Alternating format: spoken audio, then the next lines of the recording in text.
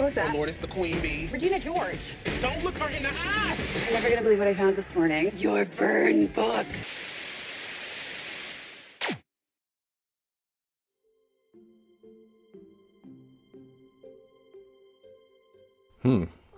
Well, that was something. Oh, hey everyone. Welcome to my Stardew Valley Let's Play. My Mean Girls 2024 review slash discussion. So here I am in my bedroom. As you can see, I have this nice bear statue, and my walls have stars all over them. It's very cozy. This is like a pretty ideal room, don't you think? There's no TV, but in my wife's side room, she gets this space. This is her allotted square of the house. She has a little TV where I can watch various films, such as Mean Girls 2004 and Mean Girls 2024, which recently came out. And it seems like people have a lot to say about it. You know, when I went to the theater and I watched the movie, I thought to myself, oh man, that was a really good movie.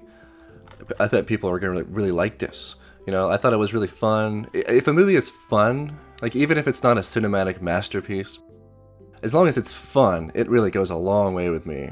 Like the Sonic movies, or yeah, I guess there are two of those now, huh? Down here where I'm making some wine, I got ancient fruit wine. That's what I make. Look at all that space. Look at all that. I'm utilizing my space so well. There's probably better ways to do it, but am I gonna look into it? No. These are my kids. I don't remember their names. Let's see. We got Regina. Oh, I don't get to see their names. Well, anyway, this is Regina. And this is, what the hell is the African chick's name? I don't know. the redhead.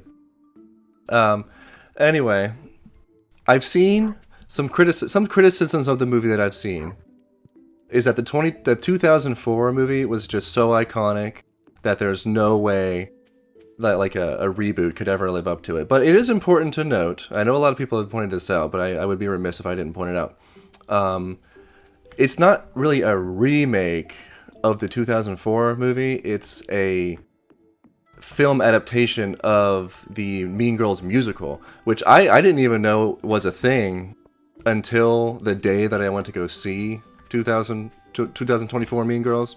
Because I learned that it was a musical that day. I thought it was a remake up until like a couple hours before I saw it. But knowing that going in did make my experience a lot better, I would say. Because I just knew what to expect. But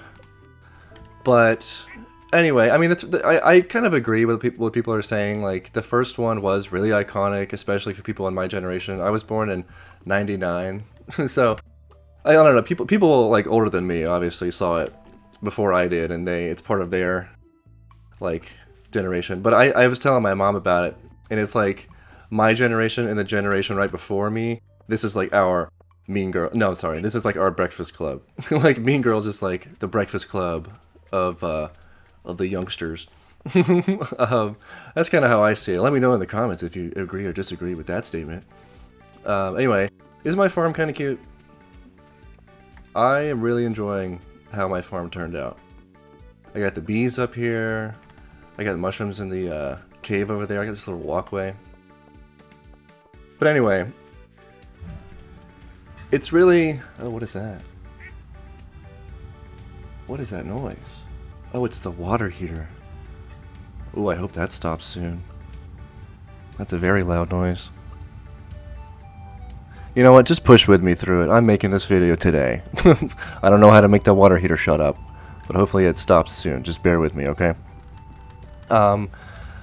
Anyway, yeah, they can both be iconic. I don't think we need to like be like, oh, the first one was so iconic. It's not trying to be the first one. It's iconic in its own way. Like, one particular moment that I've heard several people say is iconic in the 2024 version is during the song Sexy, where What's-Her-Face is singing, and she says, I can sexy cure some cancer, and then she says, I can cure sex cancer, and then her friend is like, I'm pretty sure her name is Gretchen. I'm not good with names, just get used to it, but she was like, sex cancer doesn't exist, and she said, I did it.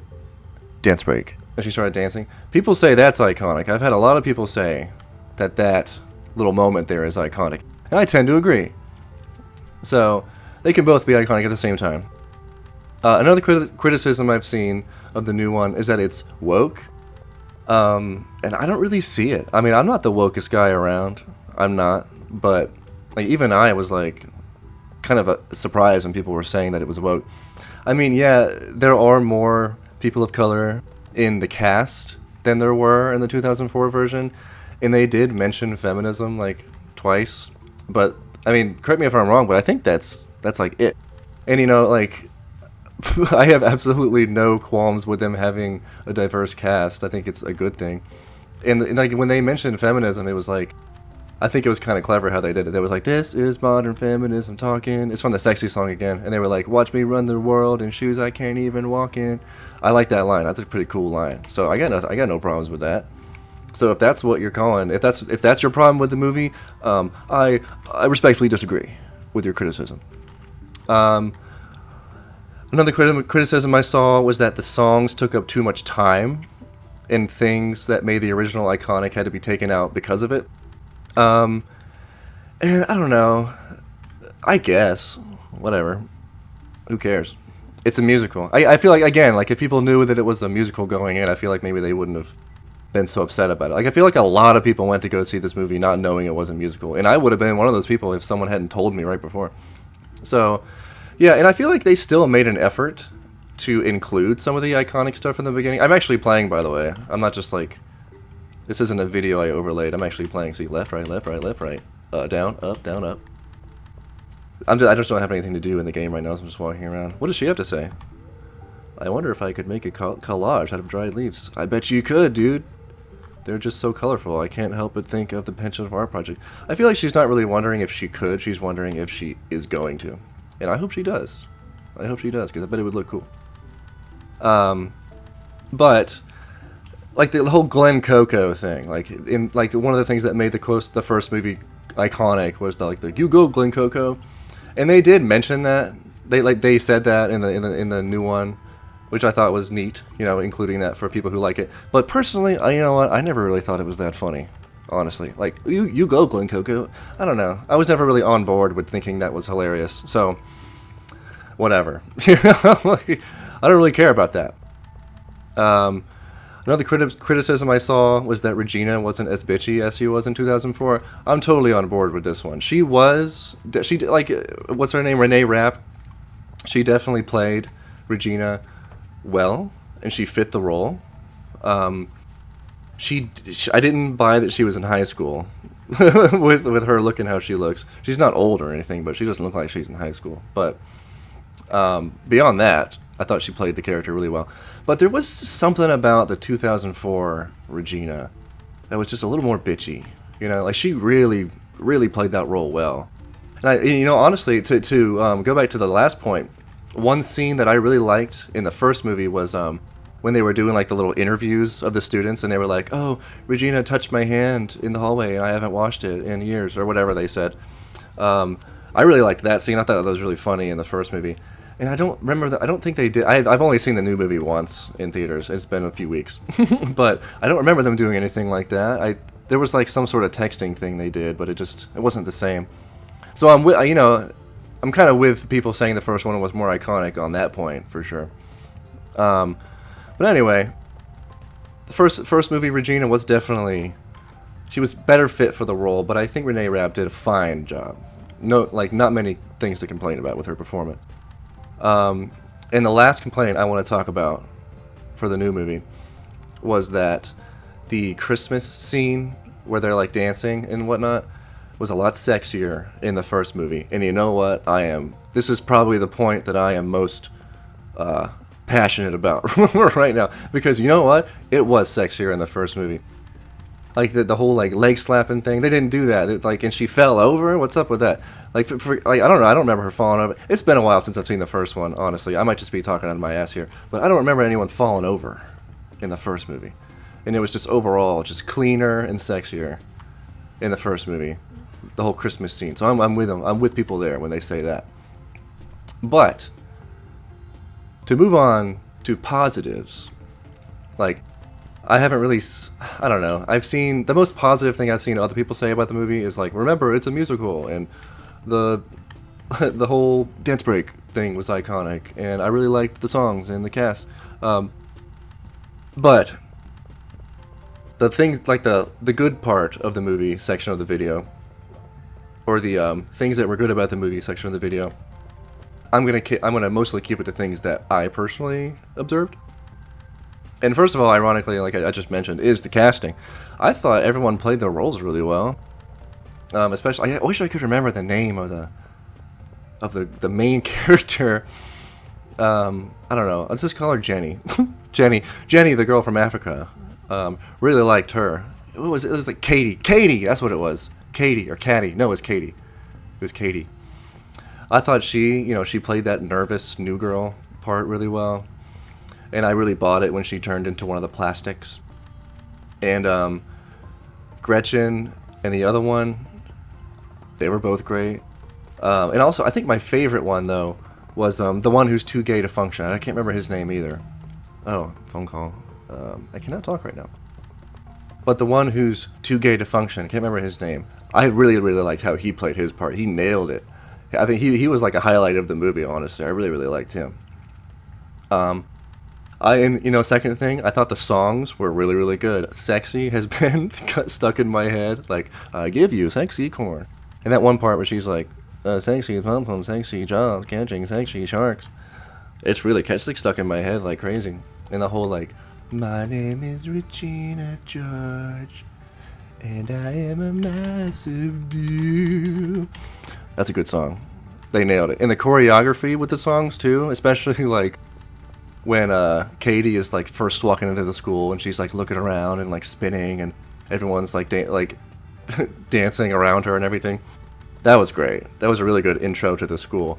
And she looked like such a theater kid too. Like just the facial expressions, I was like, she is such a theater kid. She belongs in this movie. I bet she's so happy playing this part right now. And like I kind of mentioned earlier, but the homages were kind of cool. Like the You Go Glen Coco, like they made an effort. And like the whole fetch thing, they were like, oh, I feel like I heard that in a movie once. And it's like, we all know what movie she heard that in. So they did make an effort to make homages. And like if that's something you care about, then that's present in the movie. Another thing is, I like how they managed to tell the same story and keep a similar vibe as the first movie had, despite it being in a more modern time period. You know, like they have their smartphones and the social media plays a big part in everything. But I do like how they kept the burn book as a physical book. I feel like they could have easily been like, oh, let's make the burn book like a page on some profile or something. But they didn't do that, which is great, because I think it would have really taken away from it. I like the burn book being physical. It's cooler when it's physical. But yeah, my point is, they managed to tell the same story in a modern era, and that's not always easy. And also, my last thing that I want to talk about is that it was really funny. It was a really funny movie. And like I said, that goes a long way with me. You don't have to create the next Godfather for me to like your movie, as long as I have a good time. Yeah. It was just a really fun movie. The characters were cool. I really liked the songs and everything. It was a very entertaining movie to watch. I wasn't bored for 1 second during the whole movie. I don't think I was. Like, the entire movie, I was just like, this is fun. I'm having a good time. And that is a really huge positive I can throw this movie. Because if you make a good movie, like a movie that checks all the, like a bunch of boxes, but it's boring as fuck, then you've made a movie that is boring as fuck at the end of the day. You know what I'm saying? But anyway, this is just, I know that I'm playing Stardew Valley right now, and this is not the most structured review. This is probably the least structured review I've ever done. But if you notice, this video is all one take. It's gonna be really easy to edit. And I didn't plan for it to be one take, but I just kind of kept rambling, and here we are. Look at that. I'm kind of proud of myself. I'm gonna look in this trash can. Nothing. But yeah, I saw this movie and I didn't have a whole buttload to say about it, and I didn't want to dedicate like 20 hours of my life to make a full-length video or a fully edited video about this. I really hope the water heater did not like totally ruin the audio of this video. Anyway, it's okay if it did, I suppose. It happens. I'm probably still going to upload it because you know what? This is a casual Stardew Valley review. Okay, I'm not reviewing Stardew Valley. I can do that too. It's a really cute game. If you like relaxing games, even if you're not much of a gamer, you know, it can still be a really good game. I mean, like, get yourself a Nintendo Switch for like $100 or whatever. I think you can actually play it on your phone nowadays. I think you can. But it's a really simple game. You know, you just make your farm and you meet people in the town, and you get like pigs and stuff. I don't know. I'm pretty sure you saw them down here. When you first get the farm, it's just like completely trash, like covered in trees and rocks and stuff, and you have to cultivate it, which I have done. See, I built this little well and this little pond and this barn and everything. Everything's super dope. That's my review of Stardew Valley. It's super dope. You should try it out. It's very cheap too. It's not a very expensive game.